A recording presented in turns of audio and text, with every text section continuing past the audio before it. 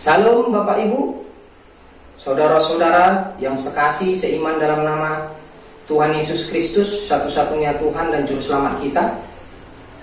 Terima kasih Bapak Ibu sudah menonton channel saya ini kembali. Kali ini saya akan mengulas dan saya akan memberikan judul Misi Keselamatan yang dibuat atau yang dilakukan oleh Tuhan Yesus untuk seluruh umat manusia. Sebelum saya masuk ke inti penjelasan dari Alkitab itu Bapak Ibu, saya akan membuat satu analogi di mana satu negara, katakanlah negara kita Indonesia yang populasi penduduknya kurang lebih 260-an juta Bapak Ibu, disandera oleh teroris lah Bapak Ibu ya, disandera kita ini oleh teroris, sehingga saat itu Jenderal TNI atau Jenderal berbintang 4 memberikan perintah kepada Jenderal berbintang 1 Bapak Ibu untuk melakukan misi, yaitu melepaskan semua tawanan, kita ini melepaskan semua tawanan tanpa melukai satu orang pun tawanan itu.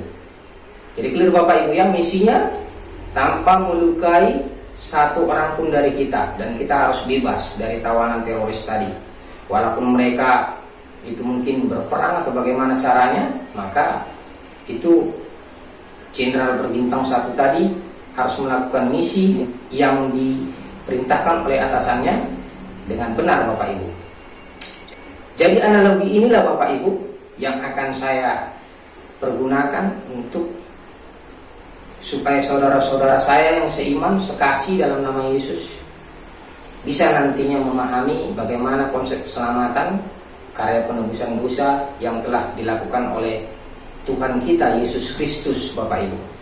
Jadi ketika Tuhan Yesus itu sudah melakukan yang sesuai dengan nubuatan, mulai dari dia Bapak Ibu ya bertanya jawab, sehingga jelaslah terang benderang bahwa dialah Mesias itu, dialah anak manusia yang akan duduk di sebelah kanan Allah, dan sampai kalimat terakhir dia nyatakan bahwa dia adalah anak Allah.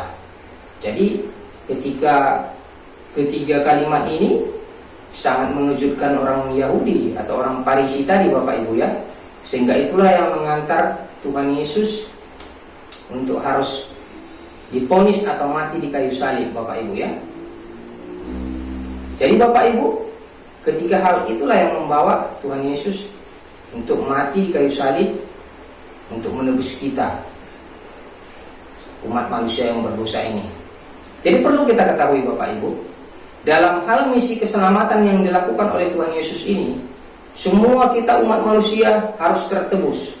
Semua kita umat manusia ini sudah ditebus oleh Yesus. Artinya Yesus telah menyelesaikannya semua di kayu salib. Lalu Yesus, Roh Tuhan itu memisahkan diri dari kedagingannya, karena dia tadi mengambil daging daripada manusia untuk menebus kita. Dia jadi manusia. Maka setelah pisah antara Roh Tuhan itu dengan kemanusiaannya, maka Tuhan Yesus tadi rohnya datang turun dalam kerajaan maut tadi Bapak Ibu ya. Dan disitulah saya katakan Bapak Ibu bahwa disitu tidak tertutup kemungkinan dia akan menghampiri atau menemui Yudas Iskariot yang notabene muridnya, yang selama ini ramai diperbincangkan Bapak Ibu ya, sangat ramai diperbincangkan baik apologet Kristen maupun hamba-hamba Tuhan. Mereka menerangkan bahwasannya ini dari kitab suci Alkitab, ini ayatnya. Mereka sudah beradu argumen, tetapi saya akan keluar dari situ Bapak Ibu, tetapi tetap adopsinya dari dalam, supaya jangan nanti ada orang katakan kamu sesat. Nah, seperti yang akhir-akhir ini marak terjadi ya, saya nggak akan berani Bapak Ibu yang mengatakan Anda sesat. Siapapun yang sesat dalam penafsiran itu saya nggak akan berani. Saya nggak akan berani mempertipis karya keselamatan itu juga. Jadi ini yang akan saya buat Bapak Ibu ya, konsepnya, di mana kalau kasih antara Tuhan Allah itu kepada kita manusia itu 100%. Dalam arti kata penebusan dosa tadi dilakukan dia sudah clear Bapak Ibu ya. Jadi Bapak Ibu lah, kalau Bapak Ibu berani membuat 99% dengan mengatakan Yudas tidak diampuni oleh Tuhan Yesus, Yudas tidak layak untuk masuk ke kerajaan surga, itu tafsiran Bapak Ibu. Saya tidak berani untuk mengatakan itu, tetapi Yesus tetap 100% melakukan karya keselamatan itu kepada kita semua manusia. Jadi sejak semula juga Bapak Ibu, iblis berperan aktif untuk menggagalkan rencana Tuhan Yesus melakukan karya penebusan dosa ini dengan cara dia mencobai Tuhan Yesus, dia masuk ke tubuh Petrus, mau melakukan arogansi supaya saat itu terjadi katakanlah perkelahian, peperangan seru, sehingga menggagalkan Tuhan Yesus itu untuk mati di kayu salib. Nah, sampai yang terakhir Bapak Ibu, yang terakhir kalau kita jadi meneliti, iblis tadi masuk ke tubuh Yudas Iskariot. Nah, tetapi perlu satu kita teliti bahwasanya kepergian Yudas untuk menemui para ahli Taurat dan para orang Romawi itu untuk menangkap Yesus itu atas izin Tuhan Yesus sendiri. Pergilah katanya. Maka clear Bapak Ibu ya, kita orang Kristen ini jangan terlampau baper lah bawa perasaan kita mau mengatur-ngatur atau mau melakukan semacam pola pikir maunya Tuhan itu cara menebus dosanya kita begini, maunya begini. Jangan Bapak Ibu ya, saya nggak berani untuk melakukan itu. Karena itu sudah tertulis di Alkitab, ya itu harus kita benarkan Bapak Ibu ya. Nggak bisa kita hianati, arti katanya mau kita atur-atur, nanti kita jadi berdosa Bapak Ibu ya. Maunya Yudas jangan seperti itu. Itu nggak berani saya mengatakan Bapak Ibu ya. Mungkin Bapak Ibu juga berpandangan bagaimana sama saya, itu terserah Bapak Ibu. Tetapi saya tidak akan pernah berani mengatakan Anda sesat atau Anda salah besar. Nggak akan berani saya Bapak Ibu ya. Jadi iblis juga akan berusaha Bapak Ibu untuk menarik salah satu murid Tuhan Yesus, yaitu Yudas Iskariot, untuk menjadi pengikutnya. Nah, dengan cara itu rasukan-rasukan dia untuk berperan untuk Tuhan Yesus tadi. Tetapi kecele, saya katakan Bapak Ibu, iblis kecele dalam hal ini. Iblis tidak berhasil untuk menggagalkan rencana Tuhan Yesus. Iblis juga tidak berhasil untuk membawa satu murid Tuhan Yesus untuk menjadi kawannya nantinya di neraka Bapak Ibu ya. Tidak berhasil. Jadi semuanya pekerjaan iblis itu gagal. Makanya saya katakan, saya berani mengatakan bahwa Tuhan Yesus lahir itu kabar baik untuk dunia. Untuk siapa saja yang mau menerima dia sebagai Tuhan dan Juru Selamatnya, maka akan diselamatkan.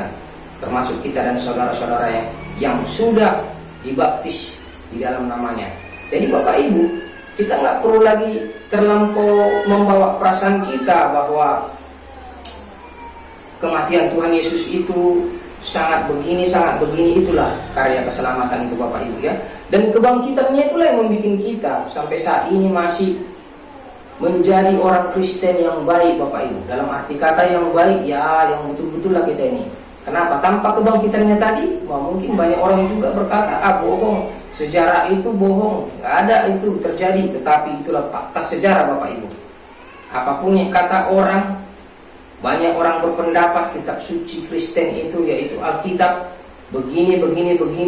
Bahkan kalau itu musnah semua, maka tidak ada orang Kristen yang mampu menghafalnya. Nah, saya katakan Bapak Ibu, kitab kita itu adalah kitab sejarah yang sudah terjadi. Jadi apapun ceritanya, itu akan selalu diingat orang dari masa itu sampai akhir zaman. Jadi terpujilah Tuhan Yesus Kristus Bapak Ibu ya, melakukan karya keselamatan itu, misinya itu 100% clear. Kita semua tertebus, tidak ada satu orang pun yang berhasil saat itu masuk atau mendaftar untuk ikut sebagai pengikut iblis. Gak ada Bapak Ibu. Nampaknya aja Yudas seperti itu karena terlampau terbawa perasaan kita. Tetapi saya yakin Roh Tuhan tadi menemui dia kan muridnya. Dia pasti datanglah menemui muridnya sendiri, Yudas Iskariot. Dan di saat itulah Yudas Iskariot tadi pasti meminta pengampunan ya Bapak Ibu ya. Nah, itu saya nggak berani Bapak Ibu mengatakan tertutup kemungkinan Tuhan Yesus menemui Yudas Iskariot. Kalau Bapak Ibu berani mengatakan itu baik di dalam hati ya silakan. Saya nggak berani Bapak Ibu. Saya berani menafsir kitab Tuhan itu dalam hal misi keselamatan ini 100%. Saat itu dosa semua manusia diampuni. Mengenai dia setelah Tuhan Yesus pergi ke surga, kita berbuat dosa lagi dan mati dalam dosa, ya ingatlah kita. Karena kita sudah membuang keselamatan itu sendiri. Makanya kita jangan lupa berdoa Bapak Ibu. Senantiasa kita berdoa. Kalau kita sudah berdosa, kita harus malu menghampiri Tuhan Yesus itu di dalam doa kita dan iman percaya kita. Dia kembali mengampuni kita. Supaya kita jadi Kristen yang abu-abu kalau mati nanti Bapak Ibu ya. Nah, jadi itulah karya keselamatan yang sudah dilakukan Tuhan Yesus Bapak Ibu untuk seluruh umat manusia tanpa terkecuali. Jadi yang namanya kasih karunia itu Bapak Ibu ya tidak ada syaratnya. Lain berkat, ya itu nanti lain ceritanya Bapak Ibu ya. Tetapi ini kasih karunia ya inilah yang dilakukan Tuhan Yesus. 100% sudah clear di kayu salib dan kebangkitannya sudah clear Bapak Ibu ya. Kita semua tertebus. Bahkan Yudas sendiri pun saya yakini melalui iman percaya saya. Melalui iman percaya saya yakin Yudas diampuni Tuhan Yesus. Dan membuat iblis kecele untuk yang terakhir kalinya. Iblis kecele tidak mampu untuk membawa satu orang pun untuk menjadi pengikutnya. Dan saat itu Yudas sudah mati ya Bapak Ibu ya. Murid-muridnya juga sudah dipulihkan saat kebangkitannya. Jadi clear Bapak Ibu ya. Ke-12 murid ini pasti akan kembali bersatu dengan Tuhan di sana. Dan mereka nanti akan menghakimi suku-suku atau orang-orang Israel nantinya Bapak Ibu ya. Jadi terpujilah Tuhan kita Yesus Kristus Bapak Ibu yang telah melakukan misi itu 100%. Jadi jangan kita giring-giring lagi Bapak Ibu. Artinya kalau kita terlampau membawa perasaan sampai menuduh yang bukan-bukan, menafsir yang bukan-bukan, akhirnya kita nanti menjadi terobsesi untuk menyatakan orang kamu salah, kamu sesat. Saya nggak berani hal itu Bapak Ibu, tanpa mengurangi rasa hormat saya kepada para apologet ataupun hamba-hamba Tuhan.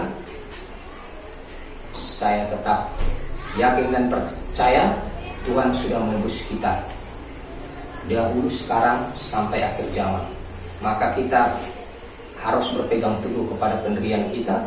Tuhan Yesus satu-satunya Tuhan Juru Selamat kita. Terima kasih Bapak Ibu. Demikianlah misi Tuhan Yesus yang dilakukannya untuk dunia ini, sehingga tidak ada satu orang pun kita lagi bisa menjadi pengikut iblis kalau kita berpegang teguh kepada Tuhan Yesus ya Bapak Ibu ya. Terpujilah Tuhan Yesus Kristus, Tuhan Juru Selamat kita.